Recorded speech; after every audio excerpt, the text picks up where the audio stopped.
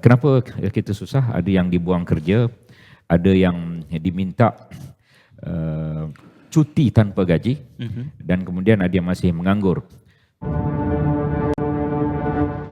Saya telah mengambil bahagian dalam perbahasan di Dewan Rakyat, iaitu pada 2 hari sudah, dan selepas bosku, lepas itu Lim Guan Eng, kemudian daripada Beaufort Sabah, kemudian saya, dan saya telah menyatakan dengan jelas bahawa yang kita inginkan 2 perkara, iaitu yang pertama moratorium secara pukal, dan kemudian yang kedua tentunya yang mana ada EPF pada akaun 1 itu dibenarkan untuk mengeluarkan RM10,000 kalau mereka memiliki RM10,000 dan lebih di dalam akaun 1, dan kepada mereka yang tidak memiliki sebanyak itu, saya sendiri mencadangkan agar 50% daripadanya boleh dikeluarkan.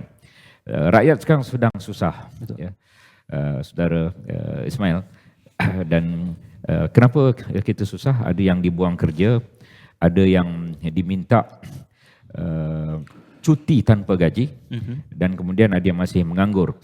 Jumlahnya 840,000 orang. Baik. Dan angka itu daripada Kementerian Kewangan sendiri. Dan kalau kita tidak peka terhadap kehendak rakyat ini, maka dia menjadi sukar. Sebagaimana yang ditulis surat oleh Yang Berhormat Datuk Seri Dr. Ahmad Zahid Hamidi kepada Yang Berhormat Perdana Menteri, kita menyokong perbelanjaan bajet belanjawan 2021 ini. Tetapi harapan kita ialah supaya 2 perkara yang utama itu diluluskan.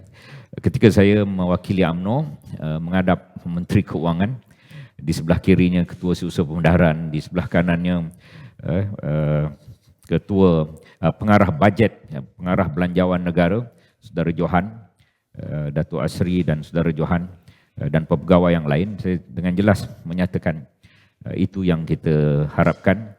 Selain daripada 140 cadangan daripada UMNO, tetapi 2 perkara yang utama itu dia.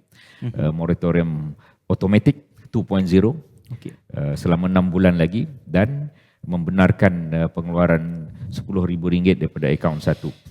Bukan RM500, RM500. Kerana daripada RM10,000 itu mereka boleh gunakan untuk memulakan perniagaan misalnya, sebahagian. Kemudian dari segi kecairan ekonomi, kecairan menggunakan multiplying effect. RM1 boleh jadi RM5, boleh jadi RM6, 6 kali ganda, 5 kali ganda, 7 kali ganda. Jadi kalau kita ada lebih kurang 20-30 bilion tambahan kecairan itu, maka dia akan membantu ekonomi. Kita bukan nak minta duit daripada kerajaan.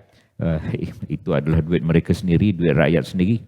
Dan kita bukan minta dihapuskan pinjaman. Kita hanya minta penangguhan pembayaran. Jadi harapnya kerajaan mengambil perhatian tentang perkara ini.